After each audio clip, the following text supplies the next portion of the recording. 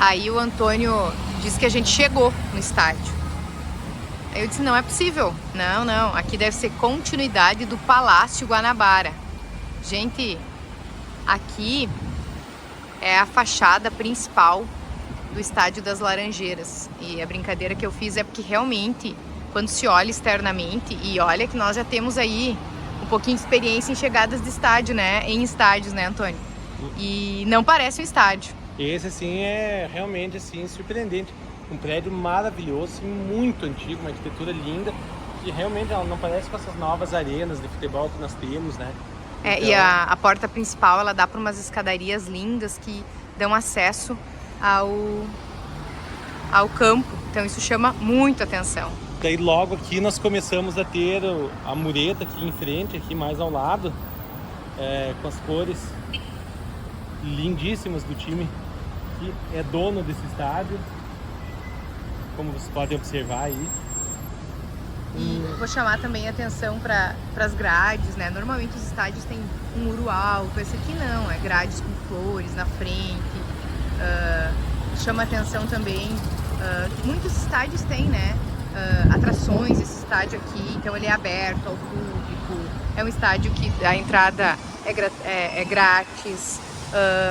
O acesso é um local assim muito bom da cidade, então não é um local aqui no Rio de Janeiro que você vai ficar assustado ou se sentir inseguro. É claro que a dificuldade de estacionar sempre, né? Então tem que catar a vaga aqui ou colocar no estacionamento privado se você vier com seu próprio carro. Se não, tem transporte público que deixa bem próximo aqui ao estádio, não vai ser difícil acessar. E o detalhe é que é muito fácil a entrada ali. Inclusive quem tiver com um pouco de apertado de tempo não precisa fazer aquele passeio pago que é um pouquinho mais demorado, né? Claro que daí você vai deixar de ver a taça, enfim, os troféus. Aqui nas imediações desse estádio maravilhoso aqui a gente já pode ver toda a alusão, a paixão correspondente ao clube. Então tu vê aqui, ó, essa elevada aqui já com as cores do clube. Aqui é a parede dos locais aqui, a praça toda aqui nas coisas do clube. Realmente futebol raiz aqui predomina e toda a paixão aqui estampada ali. Ali a gente vê a figura do Rivelino ali perto de uma taça.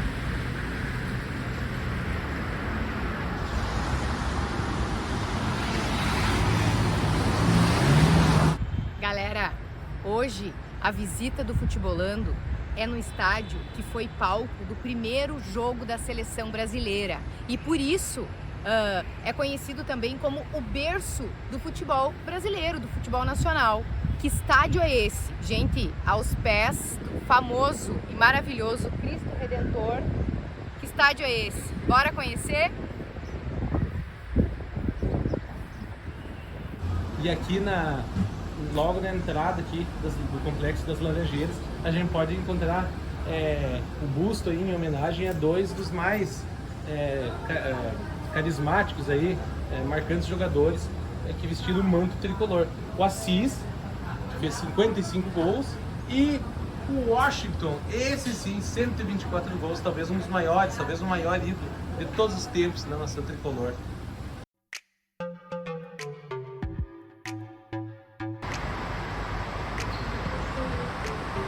Alguns jogadores que marcaram a época no Fluminense, inclusive os vencedores do título mais importante do tricolor, a Libertadores de 2023.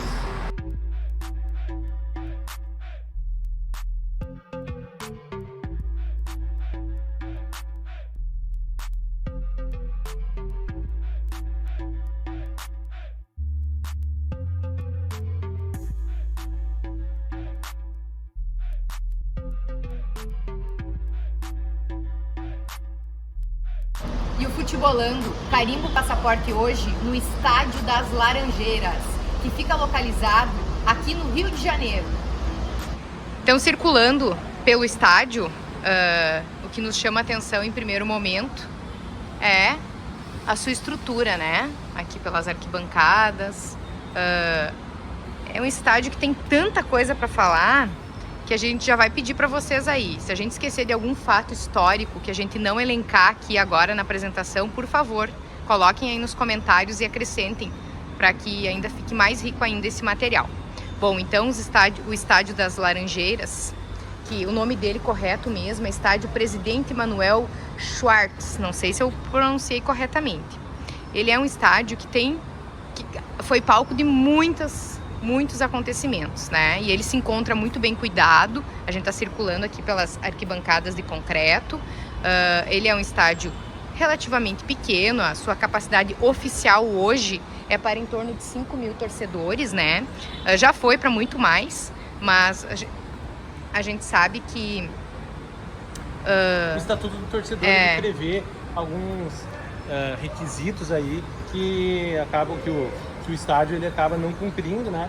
Mas de qualquer forma ele tem um histórico gigantesco que é até difícil de falar tudo, né? Bom, vamos começar pelo ano de fundação do estádio, né?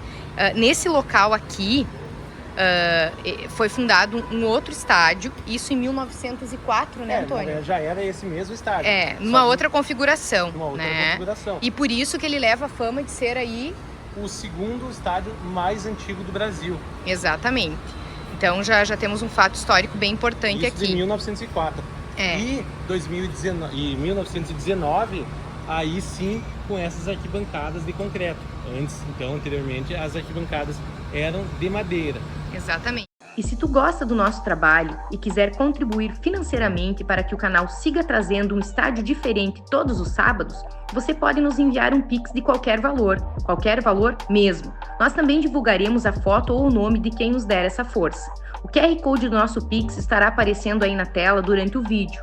Na descrição do vídeo também está a nossa chave Pix e o nosso Insta. Quais informações históricas aí que tu gostaria de citar nesse vídeo aí? Porque bom, eu acho que a gente pode começar falando da que eu mencionei aí na abertura do vídeo, né? A questão dele ter sido palco do primeiro jogo da seleção brasileira, né? Então o Antônio vai ajudar aí contribuindo com essas informações, tá? Mas segundo uma breve pesquisa aí, foi aqui, né, Antônio? Quando que aconteceu isso? Em 1914, a seleção foi a primeira partida disputada pela seleção brasileira de futebol. Foi um amistoso contra o Exeter City, na Inglaterra, e vencido pela seleção brasileira por 2-0. Então aí marcaria o caminho da seleção mais vitoriosa do futebol mundial de todos os tempos, a nossa seleção brasileira. Então, inclusive, por conta disso, esse estádio aqui, ele leva o apelido de berço do futebol brasileiro, né? Por conta da seleção brasileira ter iniciado a sua trajetória do futebol aqui nesse estádio das Laranjeiras. Outro fato histórico também é porque ele foi palco, né, de grandes eventos aqui. O Antônio ressaltou antes ali nas nossas pesquisas que inclusive a inauguração do ponto turístico mais conhecido aí mundialmente, na missa de inauguração. A inauguração do Cristo Redentor aqui do Rio de Janeiro, que é o maior cartão postal do Brasil, foi realizado aqui. Não só isso, aqui foi a primeira partida de futebol transmitida via rádio para o nosso vizinho país, Uruguai. Foi realizada aqui a partir das Laranjeiras, em uma partida entre Brasil e a seleção charrua. Então, é um estádio que conta aí, né, por ser um estádio histórico, ele conta aí com ele é muito cuidado, tá bem organizado, bem limpo. A gente vai mostrar depois para vocês, mas tem aqui o museu do time que joga aqui, né? Que também está aberto para visitação, tem restaurante no estádio. Uma coisa que chamou a atenção aqui, eu vou ter que mostrar de longe para vocês, é que também é possível aqui, ó, fazer um lanchinho. Vem conhecer o museu, sobe aqui, ó, tem umas mesinhas, as pessoas podem sentar aí, ó, e fazer um lanchinho. E se for um gaúcho, o que ele pode fazer? Vai sentar e tomar um chimarrão e apreciar. Apreciar o quê? O que, galera, que eu sempre gosto de destacar quando a gente faz visitação e eu tô apresentando aí as impressões, que é a vista. Olhem essa vista. O Rio de Janeiro tem muito som, né? A gente tá escutando helicóptero, daqui a pouco avião, mas essa vista aqui, ó, dá um descanso, inclusive. Uma partida aqui, falando em gaúcho, né? Falando na Cíntia aqui, que ela é colorada, torcedora do Internacional. Uma partida que ela assistiu e deve ter ficado bem ansiosa, bem aflita, mas feliz até, foi a final da Copa do Brasil, o primeiro jogo. A final da Copa do Brasil de 1992, a primeira partida foi realizada nesse estádio aqui. E o placar final foi Fluminense Internacional 1-1, depois o Internacional iria vencer no Beira-Rio. A Cíntia já estava com seus 15 anos de idade, em 92. Ah, em 92, com 5 aninhos, mas já era colorada. Fanática. E com certeza meu pai torceu muito nesse dia. Uma dessas traves aqui foi o golaço do Caíto, que driblou vários jogadores e marcou o do empate do Inter naquela ocasião. Mas esse estádio ele já foi palco de finais de Copa América, campeonatos sul-americanos aí, de Copa Comebol, Campeonato Brasileiro, Campeonato Carioca, enfim, de uma série de jogos importantes, competições importantes. E não só a casa do Fluminense, muitas vezes o Flamengo teve que jogar, seu grande rival teve que jogar aqui, Vasco da Gama, Botafogo, enfim, são vários títulos históricos, partidas históricas aqui realizadas nesse estádio. Mas por que o dono desse estádio, ele não joga mais aqui suas partidas desde 2003? Eu vou contar para vocês, porque faz 22 anos isso já. O Estatuto do Torcedor, ele prevê, então, como a gente falou antes, algumas medidas, entre elas a manutenção um pouco melhor para garantir a segurança dos torcedores, né? Por isso está no Estatuto do Torcedor, o que o estádio acaba não contemplando, né? Até por ser tão antigo e ter feito onde se assistia, né? E o Estatuto, ele exigia outras regras, né? Há tanto tempo atrás, então agora já não dá mais conta, né? De toda essa segurança que é exigida. Ele poderia, por exemplo, se o dono aqui, o time que é dono do estádio, quisesse, ele deveria compridar um pouco o campo, talvez largar um pouco ele, para deixar um pouquinho mais comprido, eu acho, para estar nas medidas oficiais. E também, de repente, ele teria que desmanchar todas as arquibancadas. Só que não pode. Agora, por quê? Porque esse estádio ele é tombado como patrimônio aqui do estado, da cidade, do Rio de Janeiro. Então, ele fica mais voltado para as categorias de base para o futebol feminino. Não quer dizer que em algum momento não possa haver alguma reviravolta e o dono desse estádio aqui voltar a jogar. Que o Antônio ele tá fazendo muito drama, mas eu já dei um zoom aí em vários títulos. Então a gente já vai aproveitar, né, para contar pra galera. O Antônio, ele faz um suspense. Antônio, eu vou dando um zoom aqui em alguns dos principais títulos que estão aí destacados, né? Porque apesar de o Fluminense, que é quem é proprietário, não jogar mais aqui, mas está bem atualizado aí, inclusive com o último grande título lá, ó. Campeão da Libertadores de 2023. Mas esse foi o último grande, né? O Fluminense tem muita história aí no futebol brasileiro. Vocês que sempre acompanham aí os vídeos do Futebolando, percebendo que a Cíntia simplesmente roubou a minha fala e falou aí, já entregou o jogo, quem joga aqui. Mas também era impossível ficar escondendo, né? Porque com essas coisas tricolores lindíssimas aí, eu sou tricolor também, sou gremista, mas tenho o maior respeito pelo Fluminense, gosto muito dessa equipe, sua cor aí rosa, branca e verde. E aqui jogaram jogadores muito famosos. Não, galera, o Antônio não é daltônico. É rosa, mas não é bem rosa, né? Um vermelho meio rosado, envelhecido, assim. Talvez. Aqui jogadores assim que eu gosto muito passaram por aqui. Inclusive o maior ídolo do meu time de coração, o Renato Gaúcho, jogou aqui. Ailton, o Tele Santana trabalhou aqui nessa equipe.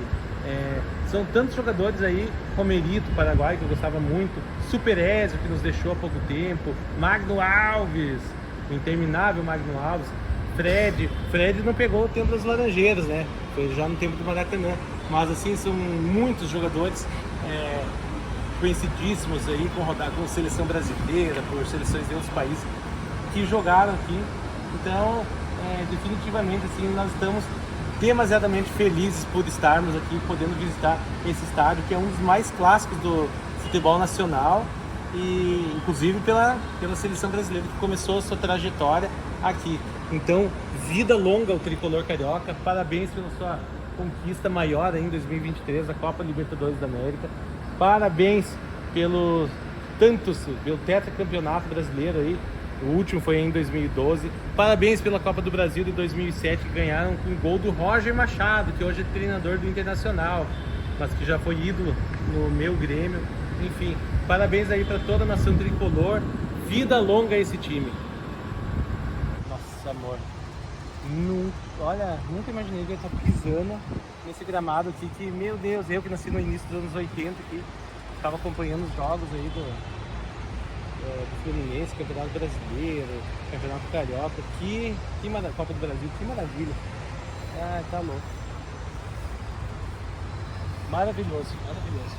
Sem palavras. E agradecendo aí a super recepção que tivemos aqui no Estádio das Laranjeiras, nós pedimos para vocês o que acharam do estádio de hoje. Contem para nós aí nos comentários e não esqueçam de curtir esse vídeo, compartilhar com os apaixonados por futebol e se inscrever no canal se ainda não for inscrito. E não esqueçam, pessoal, todo sábado tem estádio novo. Até a próxima. Valeu!